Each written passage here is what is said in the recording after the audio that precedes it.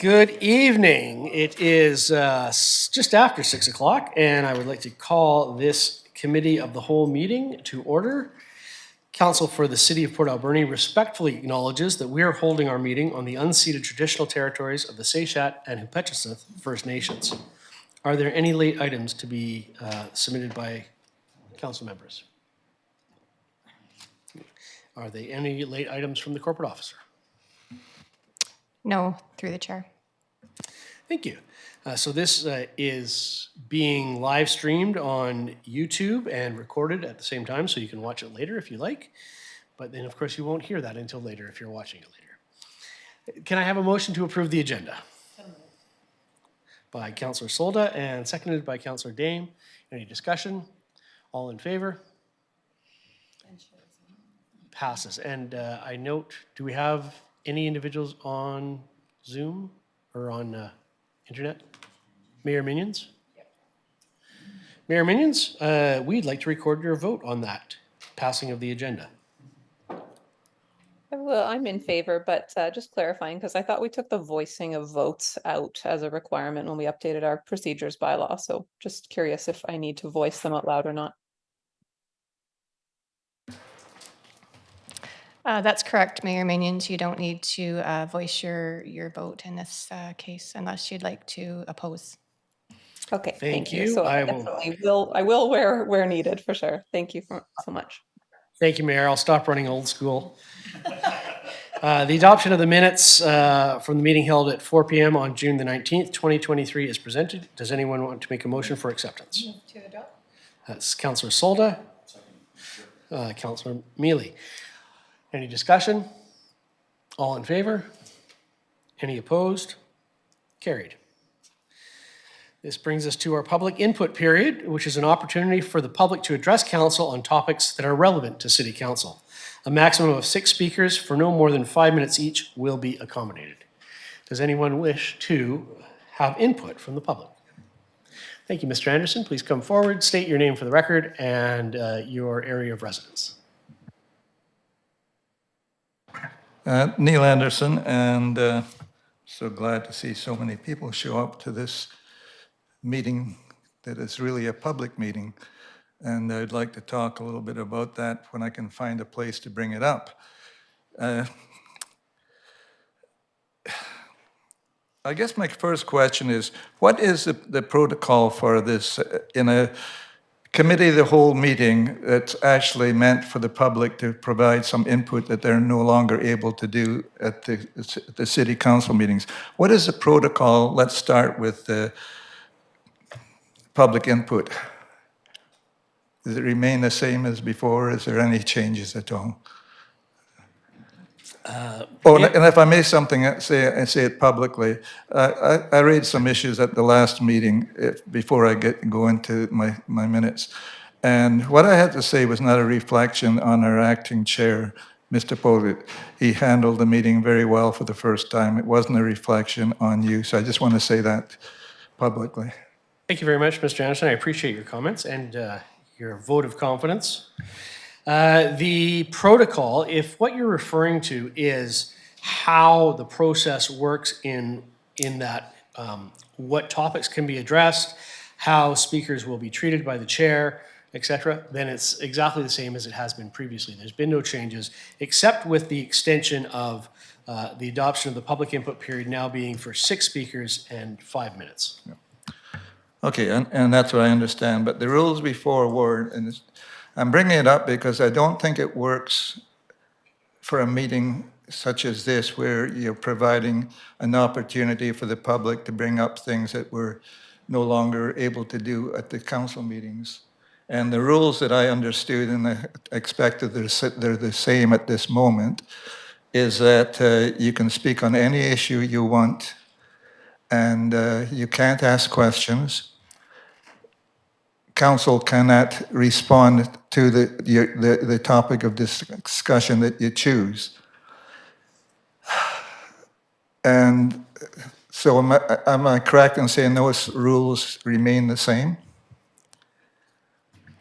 The reason Yeah, yes, Mr. Anderson, in essence, they do. Certainly, the handling of any meeting is at the discretion of the chair of that meeting. So whereas I may be very interested in hearing an individual's comments on unidentified flying objects, should Mayor Minions return to the chair, she may not be interested and determine that is not of interest to council and therefore may curtail an individual's comments. Okay, the other question I got is on the last item is a public question period. Are those rules remain the same as well? And I just, is it, you can ask questions, and I know in the past recently, although Mayor Minions has been at times generous with myself in expounding on some of my reasons why I asked the question, which I think is still necessary. Are the rules the same there? You're allowed 3 questions, and the council doesn't have to respond if they choose not to. And if they do respond, they can't get into a debate. Now, maybe I'm confusing that with the question period at city council meetings, but it's important that we get clarification, and that's what I'm looking for now. And I guess I'm asking questions under public input, but I don't know how to get some of these issues out unless there's a format in between question period and public input. I understand, Mr. Anderson. These are more rules in the sense of the outer walls and not a straitjacket. So I note that Mayor Minions has her hand up and has some comments. And since your last question referred to Mayor Minions, she may have comments on both on this question and the previous question. I'll turn it over to Mayor Minions at this point. I did compliment her though, didn't I? Thank you, Chair Patola. I did just want to add a couple of notes. First of all, you're certainly not, Mr. Anderson, prohibited from asking questions during public input period. You can ask questions at any point in time you want. It is just not a natural time for council to have a back and forth. That said, council as a whole is able to engage at any time that they want. It's certainly not just up to the chair. So any councillor could put up their hand at any point in time during public input period and say, I move that we allow that question to be answered, and that question could be answered. So it's not a matter of just the chair isn't interested or doesn't want to allow that question or not. Council as a whole always has the ability to override and to request the question be answered, whether it's public input period or not. The procedures bylaw can always be overridden by council as a whole. So you're more than welcome to ask those questions, and sometimes you're asking them to put them out there for the record, and you're certainly permitted to do that. And if those questions can be answered and council chooses to, then they can certainly be answered on the spot. Thank you. Referring to public input, the past practice has been, and people have been called out of order, and maybe I'm confusing, called out of order for it. Question period, where question. Madam Mayor, may I finish what I'm saying, please? You're interrupting me. Thank you very much. I appreciate that. The past practice has been that you could talk on any issue that you wanted. You couldn't ask questions, and council couldn't question you on the issue that you're talking about. That was a past practice. And if you go through the various stages over the past number of years, the chair, may not always have been yourself, have called people out of order because they were asking questions, and that was the rule. So if this changed, I'm glad to hear that, but I think they are not officially changed, and I'd like to see that happen. Mayor Minions? Thanks. I don't agree with that necessarily. You've certainly always been able to ask questions, but what I would say is that we absolutely have called people out of order during question period where there's been more public input than questions. So that is a firmer part of how we operate. That said, again, even in that point, council at any time any one member of council can put up their hand and ask for a motion to override that. So here are your points, and thank you for your input.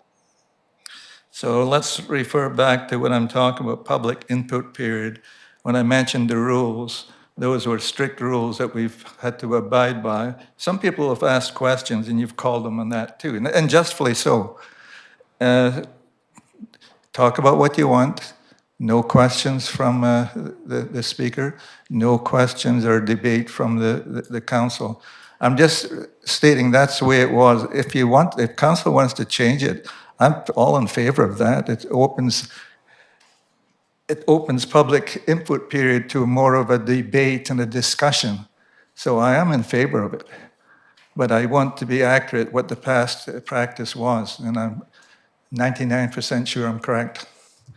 Thank you, Mr. Anderson. Perhaps this is a matter where, since we are under the impression that there has been no change, it might be useful to reiterate the policy as it stands. And certainly, the chair of any meeting has the leeway to allow further discussion beyond what is set out in any protocols or policies. And I understand, well, I've been experienced myself, how the chairs of these meetings have consistently allowed for individuals from the public to expand their time and members of the council to reply and engage. So that certainly is the intent or accepted performance of the committee and the process. But I think as you shake your head at me, it would be useful for everyone involved if there was a restatement of what we understand it to be. And perhaps someone, once we get to the next section, can make a motion with regards to the CAO simply producing on the website or in some other form, whichever is most convenient for the city staff, a statement of how the policy works, more than just a maximum of 6 speakers for no more than 5 minutes. Yeah, I'm quite happy with clarification because I'm encouraging changes in that, because when you go from public input to question period being an opportunity for the public to speak on issues, there's no opportunity to do that. And you can be cut short on question period if, when you're asking a question, I've mentioned this before, it's often necessary to give a little bit of background as to why you're asking that question. It clarifies things. And people have been called, including myself, out of order because what's your question? Neil, what's your question? So and so. So we need I don't want to withdraw it. I want to bring it to attention, hoping that the council will reconsider some of these things, because if you don't address those two issues, there's really no opportunity that I see for the public to bring and have any discussion with council and issues pertaining to what they recognize as a concern or an issue. Yes, Mr. Anderson, your point is abundantly clear. I think we have that. Councillor Dames, do you have a comment? Yeah, thank you. Through the chair to Mr. Anderson. I just wanted to clarify and correct me if I'm wrong, staff, but I believe this has come up a few times, and I believe that there is no limitation on the topic during public input period. Is that correct? You're not limited to the agenda? That's right. Okay, and so you're just speaking of the changes further limiting the public, and I just was curious how you feel that way, where it's wide open as far as topics go, I believe. Mm-hmm. So, yeah, I was just wondering where the limitation is in that. I guess I'm disagreeing somewhat what Mayor Minions is saying, that the practice has been that you could question the speaker under public input. And that's not my understanding from past practice. If that has happened from time to time, then someone is out of order. Look at the records and you'll find out that what I'm saying is correct. Anyway, let's not... what I'm having a difficulty now, and I appreciate you giving me some leeway here, I've got a number of issues that I think should be adopted or changed within the committee of the whole, and you can call me out of order because I am right now, okay? But however, I don't know how to get these suggestions forward in the limited times that we have. One, I talked to Councillor Haggett briefly the other day, And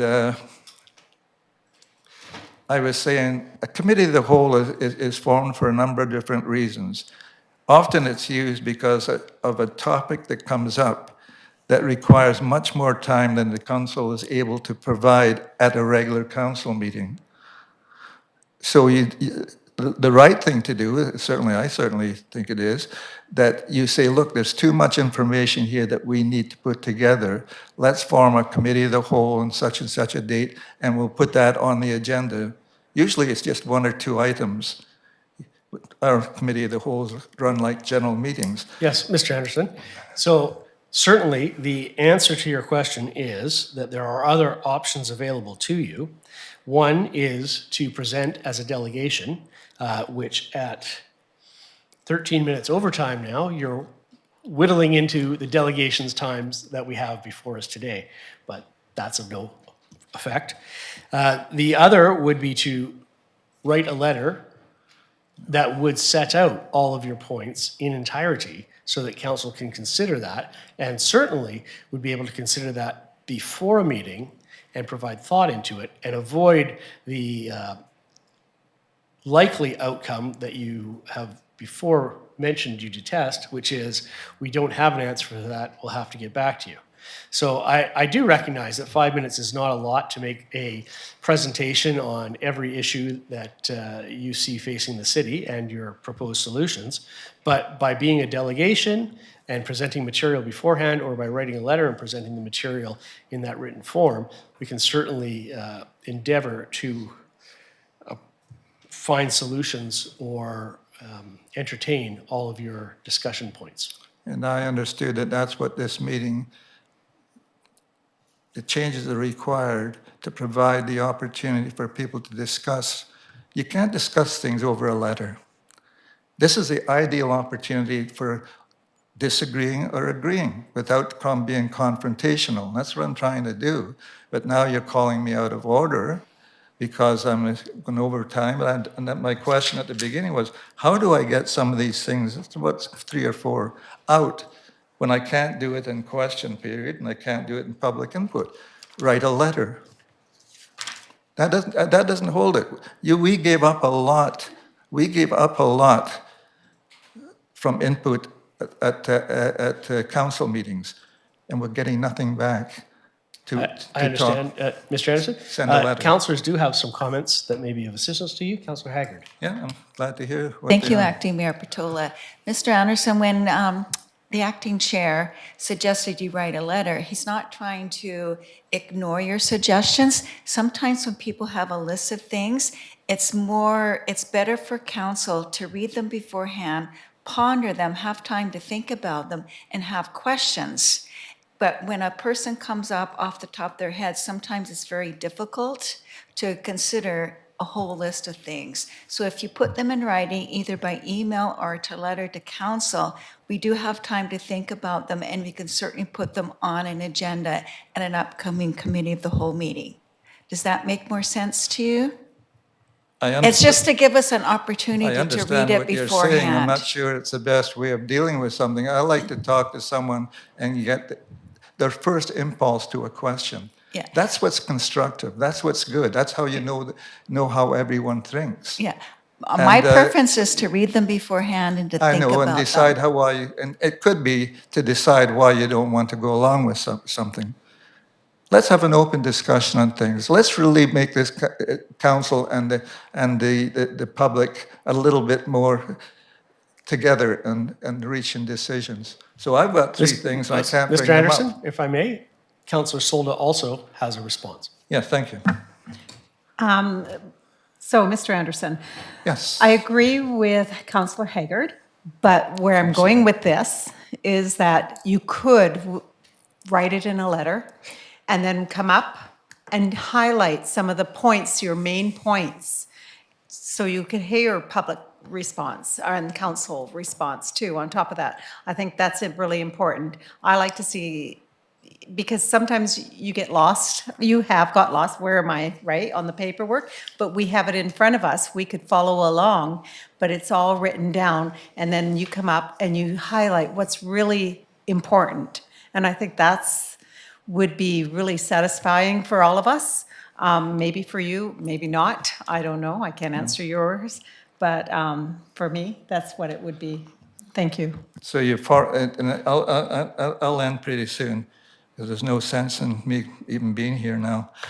I'm looking forward to a very good meeting here. Now I'm cut off as to how I can put these forward. Excuse me, I that know was you're a not suggestion. It was a I suggestion know, from and us. I know you're not cutting me off. I know that. I understand. It's a suggestion. I mean, you don't have to follow the suggestion. Do what you need to do. I understand that. I'm not Okay. oblivious to what you're saying. I do understand. What I'm saying is it's not constructive to relate to issues through emails and letters all the time.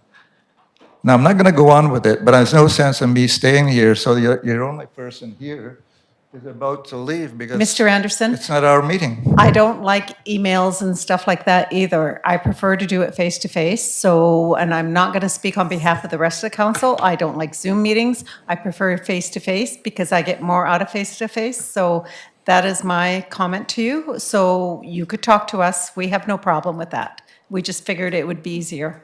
I want to talk to the whole deal. Anyway, I can't bring my stuff up other than a letter. I understand it. I don't agree with it. So I'm leaving, and this meeting is of absolute. I thought we could solve some stuff that you could take back as a council and just make notes. Simple little things. Make notes, take it back as a council, consider them. Don't want decisions. And then come back, oh, we looked at your concerns, and this is what we've decided to do. Now I have to write letters. What is this meeting about? It's not a regular committee of the whole meeting to deal with specific things that you can't deal at council. It's our chance to voice our opinions, not in a letter. Thank you very much. Thank you, Mr. Anderson. Certainly, it is not a regular council meeting, and there is much room for more discussion, but it is also not a town hall meeting or an individual interview either. So there are avenues available, and we would certainly encourage you to utilize them. And if they don't work, then tell us that. But for the time being, we have those other avenues. We have always been very interested in what you have to say, Mr. Anderson. Certainly, you've always been given every convenience and respect from this committee. So we would invite you to utilize the suggestions if you wish, and if you don't, then perhaps pare down your comments to 5 minutes that are directly associated with what you want to say, and we'll move on from there. There's always options, and we are always trying to accommodate every individual. So you would suggest I bring each item that I think would be helpful to us all in allowing the public to be more acceptance of the changes, because right now the public isn't as receptive as you would like them to be. That might encourage them to say, hey, look, if you do this, this may change how we think about the committee of the wholes. And it is, you can call it I forget the term you used, but it has been pushed as a meeting. It should be called a public input meeting, not a committee of the whole meeting, because that's too restrictive, and that's what's happened tonight. Thank you for your input, though, but I'm disappointed again. Thank you, I'm Mr. waiting Anderson. because I hear your frustration. There's no sense in me staying here to ask 6 questions at the end of them and get the same responses. Put it in writing. Thank you very much. Well, I'm sorry. Yes, Councillor Solda. Just a quick question. Maybe we could get, it's not on the internet, how our meetings are done. Is it just to clarify that? And maybe we can make a recommendation at a council meeting. We can't make motions here. So a recommendation to get it on the internet and how we do our meetings. Yes, Councillor Solda. That certainly could be I'm sorry. Corporate Officer. Thank you, through the chair. That the bylaw is absolutely on our website and readily available. And if someone wants a copy of it, we're able to provide them with either in printed or email form. Thank you. Thank you, Corporate Officer. Moving on to delegations, item D1, we have a delegation by Mr. Seth Wright to present an overview of the BC Transit Shared Surface Operating Model, key projects, and the Transit Future Service Plan. Welcome.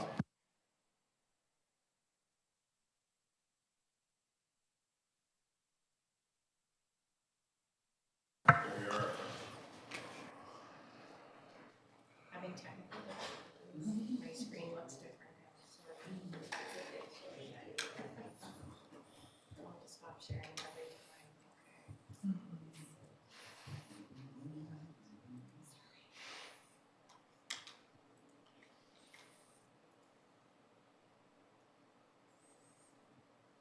See, my screen doesn't look like that. That's okay, that's what we need, okay.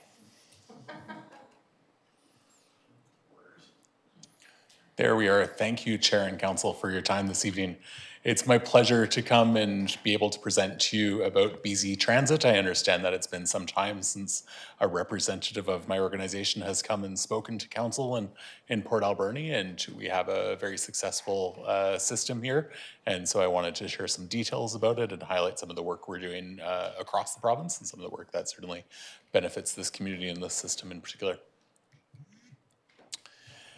I'm just going to highlight some things about how BC Transit operates, then I'll shift to sort of how we work with local government and with our operating company respectively. I'm going to highlight a few things about the transit system here in town, and then I'll provide a bit of an update on what's going on with the Transit Future Service Plan, where we're engaging in identifying some strategies for future improvements of the transit system. And then highlight a few pieces of corporate initiatives that we're undertaking that'll provide benefit to the riders of the transit system here.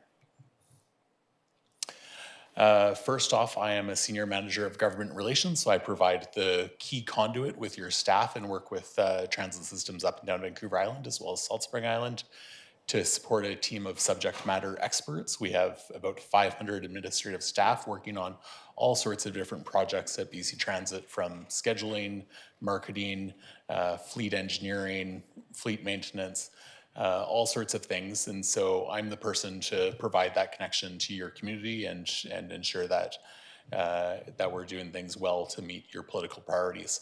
I work closely with a regional operations manager, Kaylin Sanders, who works closely with the operating company as sort of my parallel partner in terms of supporting the local transit system and ensuring there's good oversight there.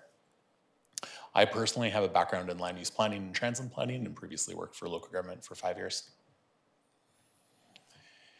BC Transit is obviously a significant crown corporation in the province and operates within the Ministry of Transportation and Infrastructure. We have transit systems across the province, as you can see on this map, excluding the lower mainland, where in the 1990s TransLink was effectively created or sliced off from BC Transit and now operates separately. But we operate everywhere else in the province. We are established through the BC Transit Act and the BC Transit Regulation, and as a legislation nerd myself, I find it useful to just understand this. And that act identifies the authorities of BC Transit to carry out its mandate, allows local governments to levy taxes to fund the share of transit service, and identifies the composition of BC Transit's board of directors, which is appointed by the province. Our partnership model effectively receives significant funding from the provincial government, which I'll touch on in a minute or two. And then BC Transit allocates that funding to systems across the province, administers the system, and operates with the benefit of providing service to all the communities across the province and provides those scale benefits. Local government is responsible for setting the local funding, setting the routes and service levels through recommendations from BC Transit, setting fares and managing the sale of fare products, establishing and maintaining bus stops, shelters, and amenities as you're the land manager of the road right of way, and carrying out land use planning. And that land use planning work that you do and approving rezonings and redevelopments can enable higher density, which can support transit, and especially as we look and consider and talk about affordable housing in communities, we're very hardened and encouraging opportunities to support transit-oriented development, which is development along density corridors where we already have existing transit service.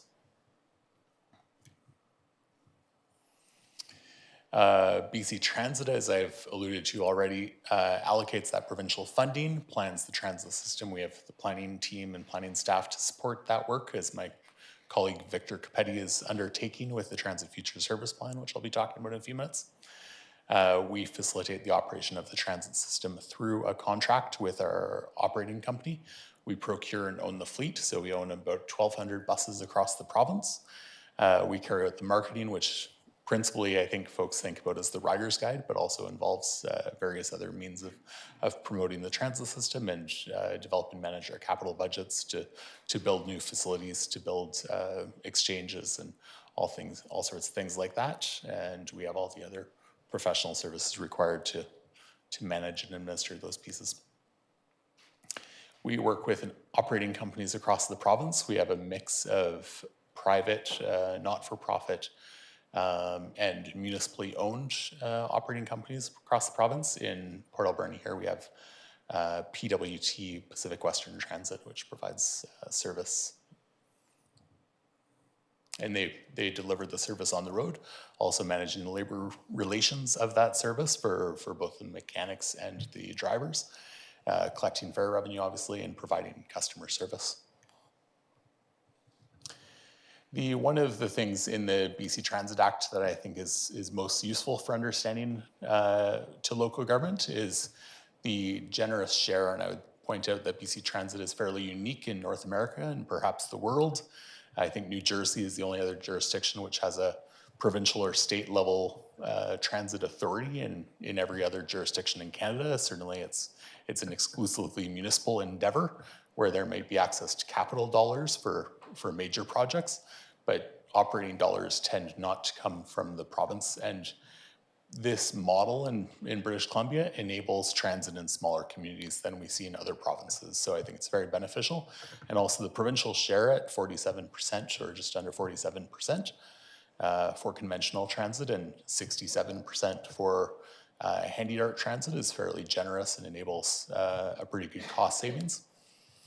Additionally, that 53% municipal share is further reduced because 100% of the fare revenues that are received as part of operating the transit system are allocated against that local government share. We operate two types of transit service in Port Alberni, and the first type is sort of what you think, and it's the type that the city itself pays into, which is conventional transit, which operates with fixed routes and schedules, is, I would say, urban in nature, perhaps not what everyone thinks of as urban, but it certainly provides service to the urban part of the community and operates in a range of vehicles. So it can, in our bigger systems, it operates on heavy-duty buses, medium-duty buses, and light-duty buses. So we have a lot of different vehicles that we use according to what the demand and capacity is here in Port Alberni. We have a number of medium-duty vehicles, mostly we operate the conventional system on. And then we also have the handy dart system, which is funded through the regional district, which provides door-to-door service, demand responsive, and is eligible to people with a cognitive or physical disability, and has links to taxi programs. So there's opportunities for people that are eligible and users of the handy dart program to also use taxis. The system in Port Alberni operates with three routes that cover the geography of the city, and then a fourth route that covers the entire geography of the city and does most of the three routes in the evenings and on the weekends. So it's a pretty straightforward system. Over the last 5 years, I have a bar chart here that shows that before the pandemic, our ridership was pretty strong and stable for the 2 fiscal years preceding the pandemic, and then our ridership was reduced by more than 50% in 2020, the year of the pandemic, climbed and has climbed incrementally since then, but we're not quite back to pre-pandemic ridership, unfortunately. We can see throughout the year, and I would note it's somewhat illegible here, my apologies, but this is BC Transit's fiscal year, which starts in April. So the first month showing there is April, and then the summer quickly comes, and you see a bit of an increase over the fall and winter. I have this numeric table that might be too much to really dive into, but the one thing I wanted to point out is that this is a sort of a year-over-year comparison for the last couple of fiscal years of BC Transit's fiscal years. And the one thing I look to is the passenger trips row, which is the fourth row from the bottom. And we can see that there's been a pretty significant jump. In ridership in the last 2 years. So we're looking forward to continuing to grow our ridership in Port Alberni and hoping that this Transit Future Service Plan can identify some priorities that can continue to support its development and evolution. And that provides a good segue to the Transit Future Service Plan, which I have here the scope of work, which is a combination of some planning work to identify what the current context in Port Alberni is, what sort of demographics, and in particular folks that are using the bus or people that would like to use the bus look like and where they live. Looking at what the land use and transit plans for the community, both your official community plan, your zoning bylaws, and where you envision density across the community and where historic BC transit plans have identified, and looking at that to look forward. And then we'll look at how is the system performing, what routes are doing well, what routes need perhaps a bigger bus or more service, or what are gaps in the network that we might want to address. I would also note that as part of this work, we've identified the possibility of a connection to the regional district of Nanaimo, whether that's a direct connection across to Parksville or to Nanaimo would be part of the analysis and part of the exploration of this work. To support this work, we'll be doing engagement. We'll be doing engagement with your staff, with the regional district, obviously, with the two First Nations nearby, and with relevant stakeholders that your staff identify. We're also surveying the operators, which are the drivers of the system, who have firsthand experience of talking to the passengers every day.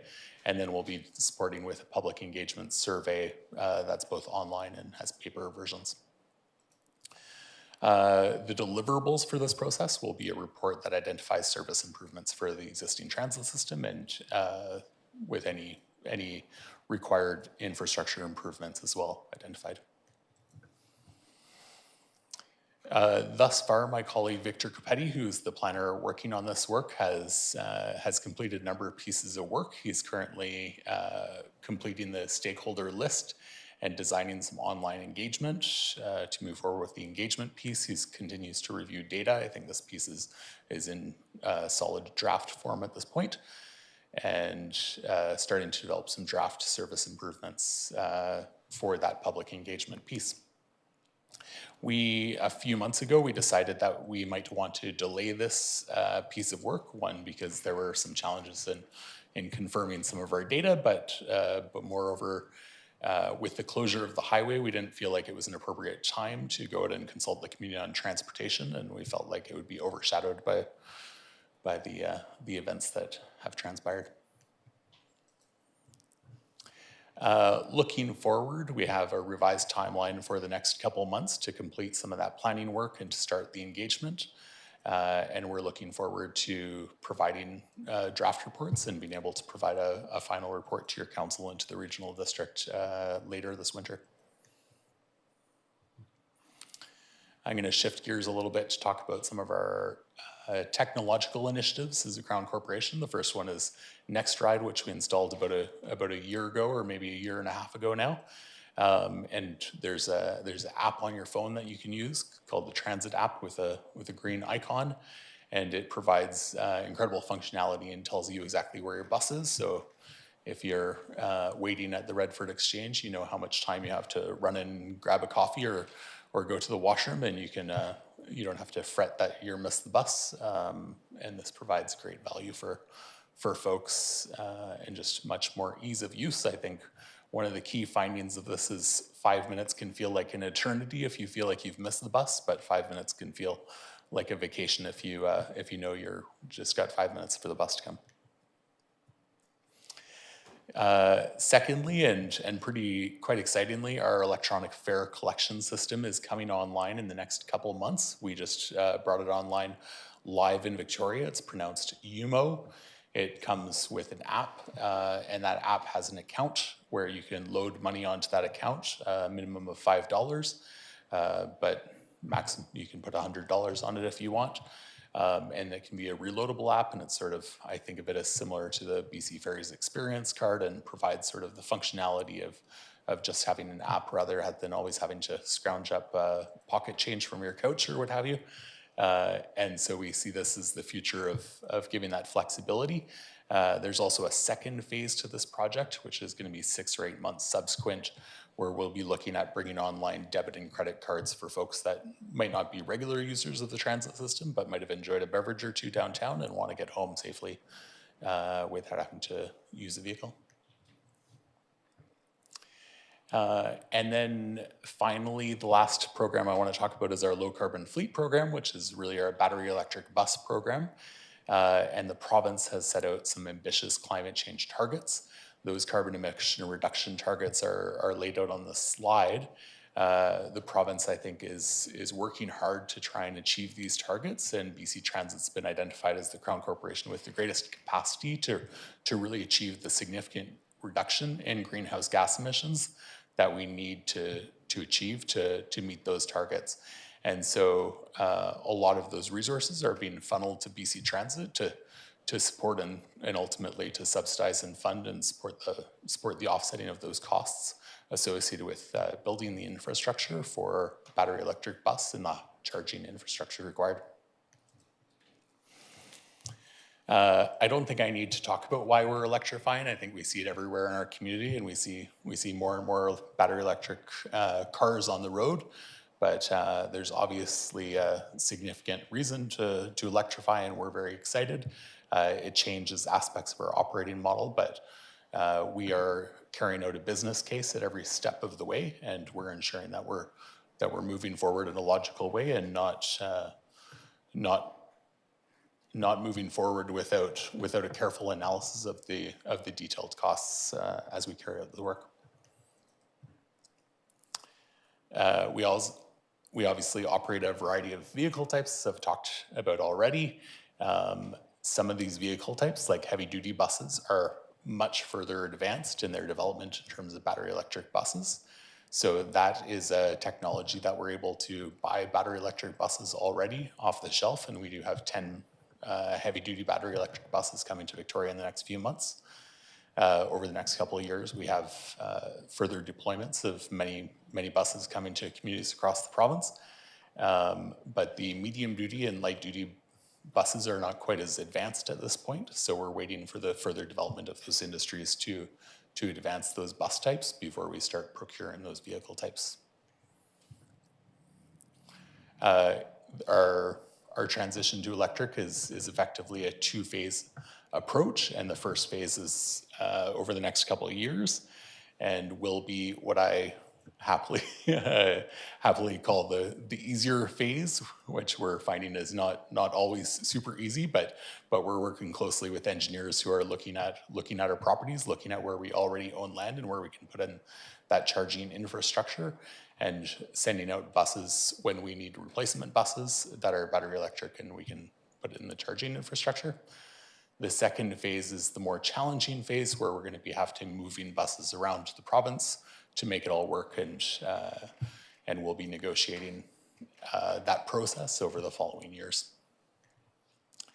That concludes my presentation. I'm more than happy to answer any questions, and I really appreciate your time again this evening. Councillor Solda. Well, thank you for the presentation. I was really happy to see about electric because 2 of us on council have electric vehicles. But what I want to talk about, and I noticed that online Victoria is getting the 10 buses. So it'll be interesting with the infrastructure in that, how old are our buses in Port Alberni and when's replacement, right? And I remember there was discussion a long time ago about electric buses, but we weren't ready for that because it just was something really new. And I look at the costs for a diesel is 600 to 700,000 approximately, where an electric is at 350 roughly. Is that correct, what I'm reading? Like I was reading just a few minutes ago about it. So, and I think that's in US funds, so that'd be about even. I think that the cost, we have to think about it a little bit differently in terms of battery electric bus. And I'm not familiar with the costs. I'm not looking at the actual dollar figures per bus, and we're making purchases of 10 buses at a time, so we haven't broken it out. But we're looking at the combined costs of the charging infrastructure as well as the bus. Right now, a diesel bus is a sort of mobile asset that's a rolling asset on the roads that's quite flexible, whereas a battery electric bus is nothing without the charging infrastructure. The charging infrastructure ends up being quite expensive. So the total capital cost is about 3 times that of the current capital cost of diesel buses. But a significant portion of that is offset through carbon credits and federal subsidies. And so we're working at that to try and ensure that we can deliver battery electric buses for the same cost or a comparable cost to the existing services. This is effectively we're shifting some of the costs from operating costs, because there's also a threefold reduction in your operating cost related to fuel consumption. Battery electricity being relatively cheap in BC, and us negotiating a good deal with BC Hydro across the board. So we'll save some money on the operating costs and have to spend a bit more money on the front end and the capital costs, but that can be amortized through the province and capitalized. Well, I'm looking forward to that. I wanted us to be the poster child when they were bringing it forward, but obviously we weren't the poster child. So now I'm just going to change topic and just go to bus shelters. I thought the city was responsible for the bus shelters, the construction of them. Am I incorrect, or is it the bus system that's responsible? No, indeed, it is the municipality. The city has responsibility for the bus shelters and the bus stops across the system. BC Transit does have a bus shelter program where we provide BC Transit branded shelters for an incremental cost. So we have federal and provincial funding, and we're able to provide them for 20% of the cost. So your cost is 20% plus the installation and the pad installation. So it works out sort of between $5,000 and $8,000 for the municipality typically for a modest shelter at a bus stop. And that's a program that we support on an annual basis, and happy to work with your municipal staff on applications for that. Okay, thank you. Councillor Haggard. Thank you, Mr. Chair. Affordability is affecting a lot of the citizens in our community. And also, there's the current mindset, we want to start taking more vehicles off the road, obviously because of climate change. That's top of mind of everybody as well. So I was very happy to hear that when you mentioned that BC Transit is considering more inter-regional transportation, taking buses from Port Alberni to Parksville or Nanaimo, whatever that might look like. So I think there's been a big demand, especially lately, with that possibility. So thank you for considering that. I think it'll be well used. Thank you. Councillor Mealy. Thank you, Your Acting Worship. Thank you for coming, Mr. Wright. Really appreciate that presentation.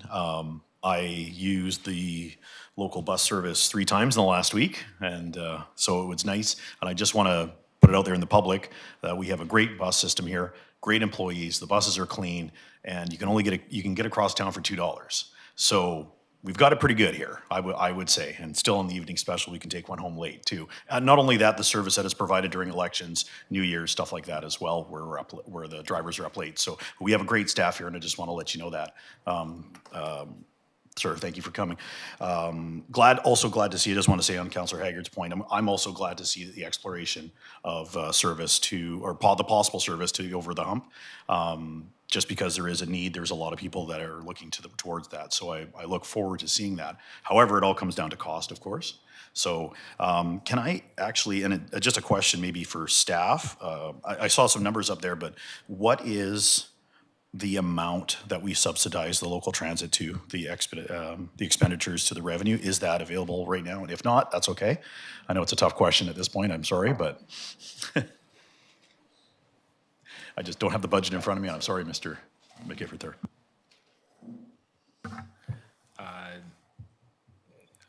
Councillor. Yes, Director. Chair Patola. So with the bus service that we currently have in this current year, off the top of my head, It's approximately about $300,000 of revenue that we receive. And then we have about $1.1 million in costs, so netting to about $800,000 for this current year in our financial plan. Thank you, sir. Thank you very much. I appreciate that. Any other councillors? Well, thank you. I have a few questions of my own. And the first is with regards to the bus stops. I understand that they're city provided, but you have this great new app. And is there any plans or thoughts towards putting in free Wi-Fi at the bus stops so people can use it to access your app? I regret to inform you, unfortunately, we don't have any plans to do that. I think there were many questions we received about providing Wi-Fi on buses, and I noticed that when we did research as an organization about this a couple years ago, that at that point it was determined that it was cost prohibitive and didn't provide the value for the cost. Since then, I think TransLink has initiated some Wi-Fi on perhaps select routes, perhaps the longer routes through the Lower Mainland.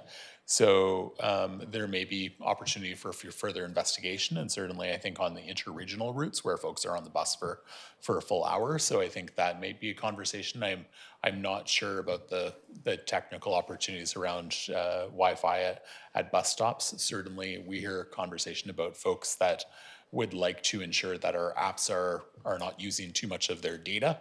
And so in negotiating with these technology providers, we've ensured that any data use is kept to a minimum and that the data is streamlined as much as possible. So we do have that insurance, but we also recognize that not everyone has access to a smartphone or has the ability to use data. Now, as a community that is expanding and seriously confronting the issue of lack of homes and moving towards solving that problem in our community, have you been working with the city planning department not to plan for our current demographic distribution, but to what our plans for the future will be? It's a wonderful question, and I think through this Transit Future Service Plan process, we've identified the planning department as one of the stakeholders that we'd like to engage with through this piece of work, and we'd like to have that conversation about what their sense of development orientation in the community is, and where they'd like to ensure that we fill the gaps in terms of transit service so that it aligns with your where you see both the homeless and the affordable housing going in the community. That's fantastic. And one final question. I too fully support the concept of electric power and electric powered vehicles, but I do realize limitations. And certainly one of the things the city must always have an eye to is emergency services management and any type of catastrophe that may arise. If loss of electricity through the power grid occurs and we need to move large amounts of people on large vehicles, such as the transit buses, is there any type of a backup or a combined fleet or even just a plan to how you would confront that if you have electrified vehicles but no electricity? I would congratulate you as the first person that has stumped me with a question that I will have to go back and look into. But I'm happy to have a look and have some conversations with our low carbon fleet team and get back to you on that question through staff. Thank you kindly. Any other questions, any councillors? Thank you very much for your presentation, sir. Thank you very much.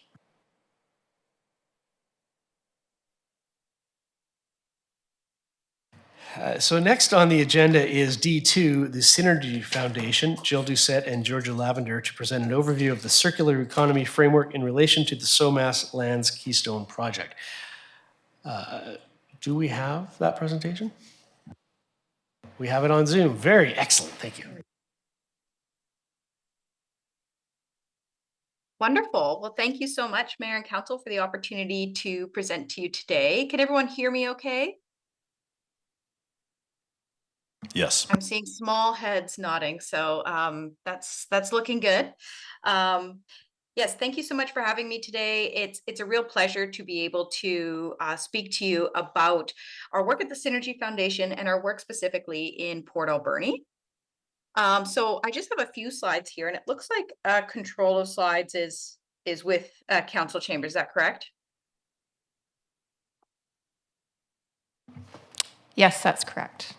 Okay, Just fantastic. tell us when to advance. I'll keep this brief, and then hopefully we'll have a little bit of time for questions if there are some.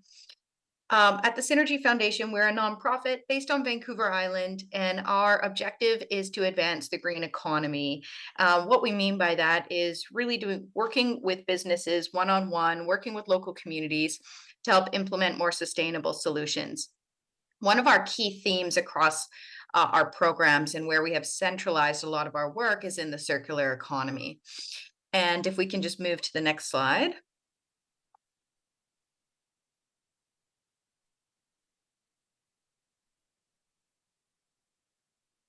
One of our core programs under the pillar of circular economy has been Project Zero. And Project Zero is an incubator program that has helped new businesses start. So since 2019, we've been working with startups across BC with ideas in the circular economy. And all I'll say is that there's a lot of room for entrepreneurship in both rural and urban communities in the circular economy. We've seen very inspiring businesses come out of this. Some of them have gone on to pitch in Dragon's Den and win international awards. So Vancouver Island is really becoming a bit of a hotbed for circular economy innovation.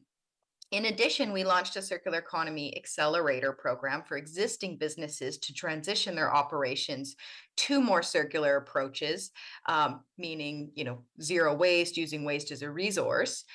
And that was run in partnership with VICETA, the Vancouver Island Economic Developers Association. And Port Alberni was a part of that program. And as an example, Dog Mountain Brewing completed the accelerator program and implemented over 50% of the actions that were recommended already. So we're seeing local innovation in Port Alberni in that space. Next slide, please. Just a quick overview of the circular economy and why this is so important to our foundation. And then as we go through here, I'll link it back to the SOMAS lens and the opportunity that we see there for really addressing circularity head on. So the problem is that in 2001, the mass of human-made things, everything that we make was found to outweigh all living beings on the planet. And in addition to that, next slide, we have global reports that have helped us understand how much of those materials we make are actually being circulated, meaning how much of it can remain in use and in active use. And what they have found is quite astonishing, that only 7.2% of all material goods are actually circular. All other goods are destined for landfill or the environment at their end of life. So we have a huge, huge gap to cross. And in that gap, which is being talked about at the federal level with circular strategies, the provincial level, circular economy is very important. There's huge opportunity in this as well. And that's really where we're focusing. How can we take this environmental problem and really turn it into an economic opportunity? Next slide, please. And there's been some talk already in council today about greenhouse gas emissions and finding ways to take action on climate. We know that increasing circularity to even 17% from 7.2 can reduce global emissions by 39%. So circularity is very, very tied to emissions. Next slide, please. This is a depiction of when we talk about a circular economy, which can be a little bit conceptual. What are we really talking about? So in contrast, the linear economy extracts materials, it goes into production, distribution, consumption, and then waste, either the ecosystem or landfills. In a circular model, we are looking at ways to reduce waste, especially single-use items, to facilitate reuse and repair economy. That alone can create a number of jobs, redistribution of goods to those who can use them. Your classic thrift store model is an example here. Reconditioning of goods to go back and through and have some, minor adaptations and then be redistributed, and then recycling as a last resort. And within each of these threads, there are hundreds of different businesses, products, or services that can be generated that are more circular approaches. Some examples that have graduated from our incubator program are businesses that are turning sailcloth from sailboats, dead sailcloth, into high-tech adventure backpack gear that is now a ready-made product that can be sold, and creating a number of jobs doing that. That's just one kind of simple example in the circular economy. Others are more industrial, such as the production of biomass for energy, or pyrolysis of plastic to produce liquid fuels, or, for example, using another kind of biomass waste to produce bricks for housing. So there's a whole range of different types of businesses that can be a part of these circular solutions. Next slide, please. Overall, the benefits of circular economy and why we get very excited about it as an organization is that it can help reduce emissions, help regions meet their waste targets, create new revenue streams for existing businesses, and create new businesses. It can spur innovation and new partnerships within existing economies. It can also create more supply chain resiliency. Being more circular means that you deal with your waste locally, and that is producing goods locally that can be utilized and makes communities less reliant on external supply. And of course, creating new jobs in communities, especially in rural communities that typically waste is just a liability. It's something you just got to pay to get rid of, get it out of my business, get it out of my community. Instead, this can be seen as an asset and something that actually has economic value. Next slide, please. So some key drivers we're seeing in the circular economy is certainly different partnerships, whether that's between different businesses and Indigenous communities, whether that's between different businesses and different industries, one seeing another's waste as resource, policy support for circular economy, investment, of course, is really driving the advancement of circular economy, especially with ESG investing becoming such a hot topic. And of course, innovation in the circular space. Next slide, please. So some ways that we've seen that this really aligns with your corporate strategic plan is especially around the second objective in enabling the new economy, and the fourth in environmental leadership. So encouraging investment in sustainable growth, including the blue economy, strong alignment here. Examples are to do with marine debris and waste. What happens with that? We've worked with some marine operators that are finding alternative ways to actually recycle that back to a valuable nylon product, for example.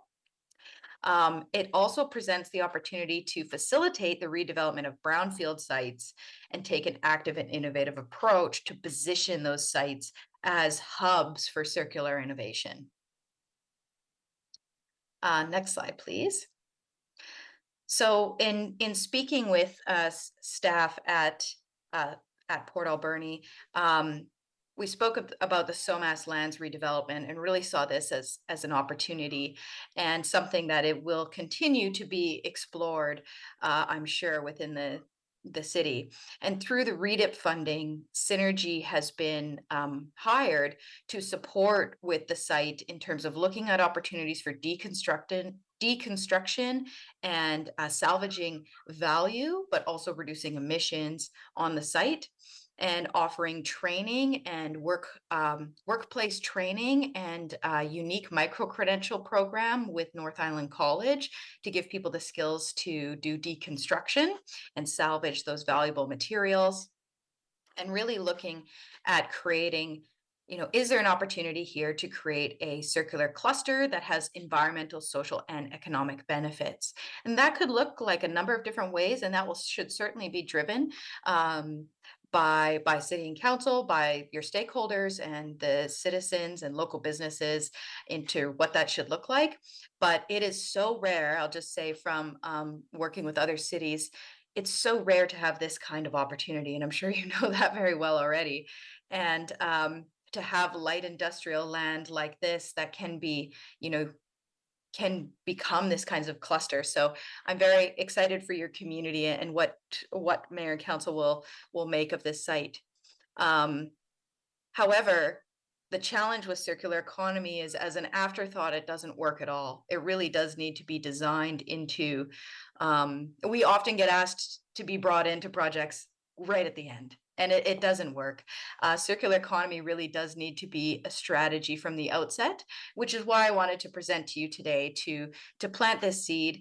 And if you can go to the next slide, please, and to request for the opportunity to meet with the developer of the site when chosen, to share this kind of vision and opportunity of the circular economy, and look for ways that it can be incorporated in to support the local economy in Port Alberni, and hopefully meet some environmental objectives that are set by the city as well.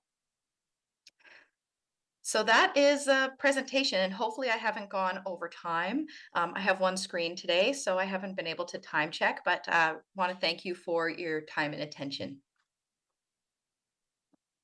Thank you very much. Do any councillors have questions? Councillor Dames. Thank you, through the chair. Do you have any examples of municipal policy that supports a circular economy? Yes, definitely. There are several. One, for example, is mandating deconstruction of homes if they are older than, for I think it's around the 60s or 70s, typically is where that benchmark is, because they have lots of valuable lumber and metal, et cetera, within the structure typically. So that's one example, is a deconstruction policy. And we're seeing that come into play in many different municipalities. Some of them have already implemented deconstruction policies, such as the City of Victoria and City of Vancouver. That's an example. Any other councillors? Thank you very much for your presentation, and we certainly are excited ourselves about the opportunities on SOMAS and being a cutting-edge project. So we look forward to further conversations. Thank you. Thank you. Next on the agenda is unfinished business. There is none. That brings us to staff reports and the graffiti removal program. CO. Thank you, and through the chair, I know that I had mentioned that we probably wouldn't be ready for this COW meeting, but staff was listening and very quick. So administratively, after the meeting earlier this week, we were able to find the policy, look into how many times it's been used this year, and that it is up and running, and that we have had several people use it this year. Also, along the lines of it in the discussion, I thought it would be worth mentioning that we do also have a bylaw, that our bylaw does go out and speak with residents when they do have graffiti, and they follow the processes there. Usually it doesn't end up in a fine though, however, because we refer to the program and the person cleans up the graffiti on their buildings. So there is a bylaw that is that, and it's bylaw 4712. It's a bylaw to regulate the maintenance of retail property and related matters. And most of the time that is either, well, if a bylaw gets a complaint, they will investigate it. And if they're driving somewhere and see some profanity, then they will engage on themselves. But the rest is up in the report. And if you have any questions, I'm more than happy to answer, or staff is here too to answer. Councillor Solda. Thank you. I think, like we still have a lot of buildings that have graffiti. You just drive around our community and that's all you see lately. And if bylaw, I'm just kind of curious to know if bylaw, some of these people are, okay, where am I going to go with this thought? The absentee landlords, they're not here, they're not complying. So, I mean, if they're not complying, we can only write so many letters and then start fining. And it's frustrating because some of these buildings have had the graffiti on for a long time. And once somebody starts graffitiing, the whole building will get done eventually. And am really going to be on this. So I don't know how we can solve this problem. Through the chair, I would just like to really encourage council, if you hear or see anything, to please report that where the graffiti is to the bylaw office so it can be investigated and also logged so we can keep track of it. There is a process we do follow that will lead to fines for the homeowner, and they can get substantially more in time. So I do encourage people to do that. Again, our bylaw follows the policy that we just passed this year, so we do mainly focus on the safety items. If we do see graffiti on buildings with profanity, we have checked, and they have actually addressed some recently, as in the last couple weeks. Just, it's not the language, it's just the artwork. I know there's like, I'm going to go back to lower third. That's going to be my example building. Like, that building is terrible. I mean, now we got siding coming off the top of the building where all that graffiti is. And I still, to this day, have no idea how they get up there and paint that whole building with graffiti. That's quite interesting. And bylaw's not going to like me because I'm going to go drive around and start putting addresses and pictures together if I have to, because it's not fair for the uptown merchants or any merchants in our community to have graffiti all over the walls, and I'll be all over it. So I'm warning everybody. I'm just putting it out there. Thank you, Councillor. Any other comments from the committee with regards to graffiti? Could I just? One more comment from Councillor Solda. Yeah, just to say thank you for the report. You know, I appreciate that. Thank you. Thank you. I think one of the salient points in the discussion was that, in fact, Councillor Solda can, and promises to, but more importantly, that she can report graffiti as she sees it, and so can any other member of council and any other citizen in the community. So it's not just up to you solely, and Mayor Minions has a comment. Thank you. I just wanted to kind of speak to the graffiti removal program and how much success we had with it a few years ago when we did create and implement it. And I know that our current direction for bylaw focuses on safety issues. And I think that was really to get away from people kind of, getting a complaint and then complaining about their neighbors, and then it sort of being intentional, just not necessarily about the issues, but shifting more toward kind of attacking each other and neighborhood disputes sometimes. I see this as a really separate issue. I think that the beautification of our community and the standard to which it's kept is of critical importance. And when we created this program a few years ago and implemented it, it wasn't intended for anyone to ever get a fine. More so, it was intended for us to be able to support business owners specifically who were the unfortunate subjects of graffiti, not those property owners that live out of town and don't take care of their buildings, but rather the building owners that just happen to get graffitied and are kind of burdened with that. We're providing them with the resources to take care of it. And what we found was that when that graffiti was cleaned up, and when it was cleaned up very quickly, it was very unlikely to reoccur. So as much as our current direction to bylaw is to focus on safety issues, I think that this is an important program to make sure we are that we have active, and to make sure that when we are seeing these buildings get graffitied, that we're reaching out with this helping hand rather than a ticket or maybe a negative letter. Nobody wants their property to be graffitied. It's unfortunate when it happens. And I think we have a really great tool here to be able to support property owners who have to deal with it. And it's really been shown to work and be effective and stop the reoccurrence from happening. So I hope that we're frequently utilizing it and not moving toward ticketing unless it's absolutely necessary. Thank you. CAO. Thank you for the comments, and just through the chair, if I misled anybody, I didn't mean to. We do talk to the owner about our program, but if it isn't cleaned up in a timely manner, then we move into the ticketing. So we do. That's why we haven't issued many tickets on that, is because we do try and follow the policy on the graffiti removal and helping the costs go down. So the comments are noted, and we have also talked with bylaw, and we'll make sure that we are trying to help people beautify our community. Thank you for being so prompt to staff for updating us on that program. And we'll move to the next item. There's no correspondence, so H, new business, council leave policy, presented at page 11 of the agenda. Corporate officer?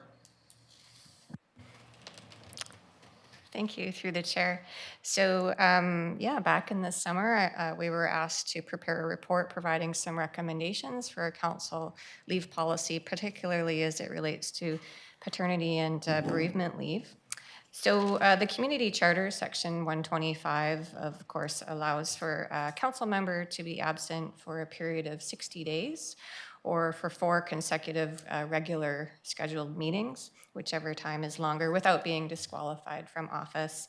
And it also allows for council members to be off because of illness or injury over and above that time, and with the leave of council. And that really, therein lies the issue of why a policy is a good thing to have, because it outlines under what circumstances council may wish to grant a leave automatically for things that are reasonable. So I've written a draft policy that covers not just illness and injury, but it talks about bereavement leave and certainly paternity and maternity leave. And taking care of immediate family members with serious medical conditions and things like that. Maybe I would just leave it at that. The report's in front of you along with the policy, and ask to have some feedback. Thank you, corporate officer. Any comments on the policy? Councillor Haggard.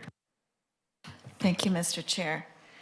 The community charters are a governing document for municipalities, and this document already has a mechanism in place for leave of absence due to illness or injury, or with leave of council. So there's already a mechanism in place in order for a person to take leave due to illness or injury or personal circumstances that has come into their life. In regards to a bereavement leave, if you're working in the private sector, I believe you get 3 days of bereavement leave for an immediate family member. In this document, you can get up to 6 months, which seems very unfair. I don't quite follow that. I don't agree with that. Because we already have a mechanism in place for a counselor to take a leave, I am having difficulty supporting this. However, the thing that I will support is a parental leave policy, which is not in the community charter. Thank you.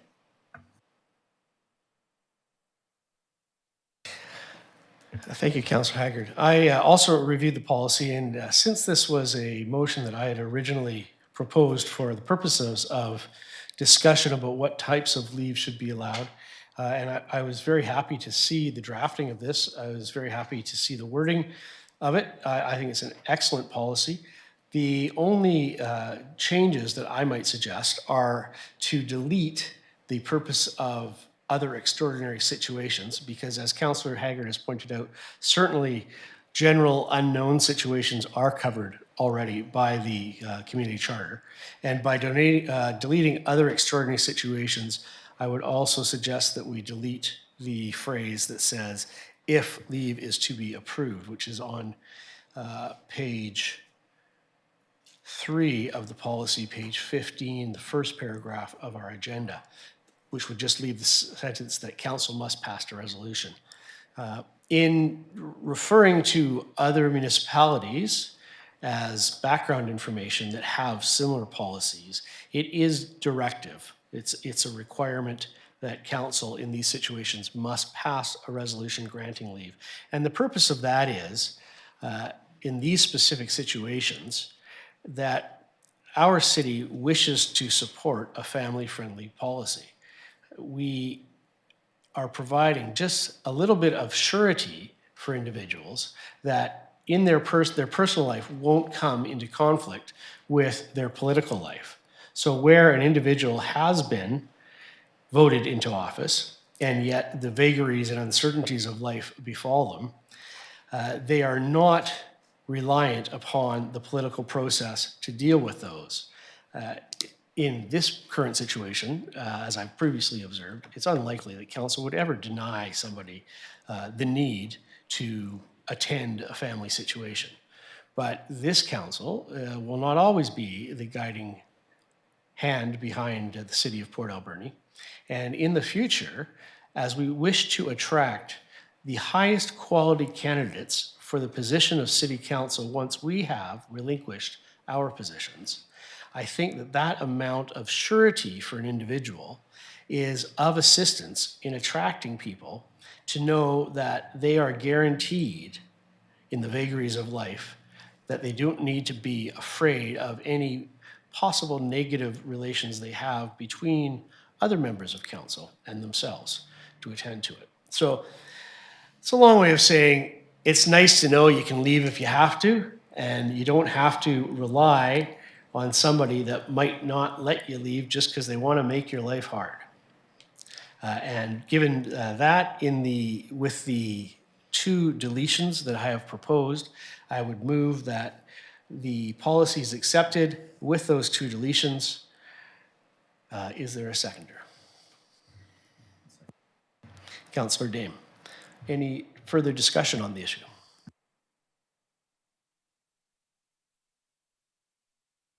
Councillor Haggard. I was wondering if you could explain the difference between this policy and the community charter. In the community charter, it says that with leave of council. And in this document, it says, if approved, the mayor will notify the CEO and corporate officer. So if a person's asking for leave, it still needs to be approved. Am I correct in that assumption, or am I reading this wrong? I see corporate officer has a comment. Go ahead. Yeah, through the chair.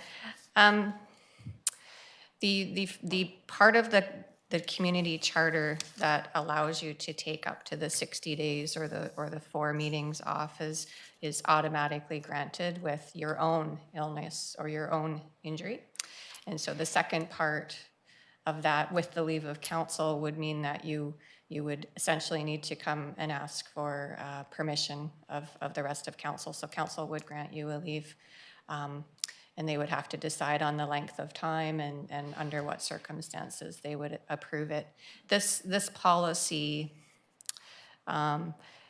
would be a little more transparent in being able to see what types of leaves you may want to automatically grant, what might be reasonable and what might not be. We could certainly make it more specific and take out the gray areas. But the policy would allow for up to 6 months, whereas the charter does not, unless council overrides that second section that says with the leave of council. So it's a little, the charter is open-ended. Right, if I'm reading the community charter correct, if you do have an illness or injury, you can't take longer than the 4 meetings. Through the chair, yes, illness or injury for yourself, you will not be disqualified if you're gone for more than 60 days or the 4 meetings. Again, I just think taking 6 months if you have a family member that passes, which is not ideal, and obviously you have a child or a spouse, you probably want to take a longer time off, and I understand that, but in the private sector, we're only getting 3 days off, but if you're a council member, you can take 6 months off. That, I just can't agree with that. Such a big discrepancy. Thank you. Councillor Dame and then Councillor Solda. Yeah, thank you. So I think this is good. I do agree with your rationale behind it, that, it's one of those things where you don't think you need it until you do. And so, I'm pretty satisfied with the provisions in the community charter, but I do think that it is vague and it's lacking some specificity. But I do agree with Councillor Haggard that perhaps some of the time frames that it includes are like 6 months. I mean, if we want to, debate the exact time periods, I suppose we could do that. But other than that, I do think that there's a lot of very valuable things in this policy. So I'm willing to support it. I would like to see us possibly discuss the exact time frames a little bit more in particular. Thanks. Councillor Solda. Thank you. I actually would like to look at the timeframes too. 6 months and is, I don't know what, something's on there. Anyways, 6 months is a long time, and I would like to look at the timeframes. I have no problem with the policy, but just the timeframes. Thank you. Councillor Mealy. Well, I didn't have my hand up, Mr. Acting Mayor, but I appreciate this. Yeah, I've been back and forth. Obviously, I think initially I talked on this, and I've stated that there is regulations already.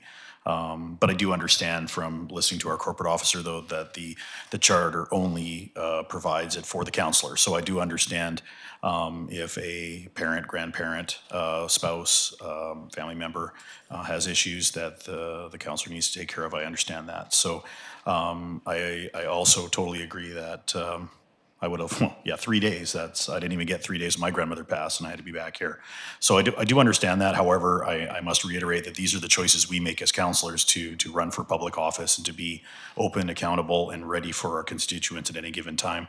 I think back in the days where Mayor Trumper used to tell us about stories about people phoning her at 3 o'clock in the morning when they would get off the mill shift. And so to be frank, you have to be available for anything. So I think at first I stated that the policy was kind of overkill. Like I said, we do have the charter there, but I'm willing to support it for the fact that it would be for the family members of the councillors and mayor. But I would definitely not say that. And with try to have a heart here, but someone who went through it, that 6 months, if I was given the option to have 6 months, my grandmother passed away, I probably still wouldn't take it. It's, you have to do things, you have to get back to work, and the constituents totally rely on us to be here full time. And we all go through these things in life. We all have family members that will age and pass away, and things happen in our lives, and we totally understand that. So I would echo the Councillor Solda, Councillor Haggard especially, that we should look and keep those times to a minimum to allow us to be available for our constituents at all times. Thank you, Mr. Chair. Councillor Haggard. Thank you. And I just want to say, with technology now, you can Zoom into council meetings. If you do have a family issue taking care of a family member, you might want to take a couple hours off and come to the meeting. Last year, I think I stated this at the last meeting, I had surgery. I was lying in bed, calling into council meeting or Zooming in from my bed. So when you decide to run for office, I've never heard anybody say, well, I'm not going to run because they don't have a leave of absence available. That never comes into people's minds. You do it because you love the community, you want to do good for the community. And all of us here have a heart, and if you need time off, we're absolutely going to give you time off. I'm not saying that, I'm not against it, but I just think this is going too far on the other end of the spectrum, where there's we're already governed by the community charter, which just gives that ability. And I think this is way too much time. We need to talk about that and more. Thanks. Councillor Solda. So when our counselors have been in the hospital and they can't make it to meetings, they just let us know, and we understand that. I mean, I've had knee replacements and shoulder replacements, and I've come a week later. My mom died. I was there the same night she died here at a meeting. Yeah, and I could have taken it off, but I came because that's what I was elected, to come and represent the city. Corporate officer. Through the chair, my apologies. I just wanted to clarify the section of the charter in 125.7 where it says, with the leave of council. That's the part where you would, with or without a policy, you would be able to come to council and ask for a leave, like to look after a family member or have some time off. So I just wanted to clarify that section of the charter. Thank you. All right, call the question. All in favor? In favor. All opposed? Motion carries. So that is the motion to refer it to, of course, the council for further decisions. Thank you very much. Question period. An opportunity for the public to ask questions of council on decisions or recommendations made during the course of the meeting. Is there anyone present that wishes to ask questions or online?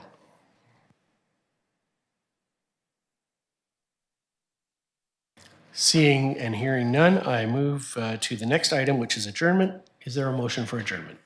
So moved, Mr. Mayor. Councillor Mealy, seconded. Councillor Solda. This meeting is adjourned.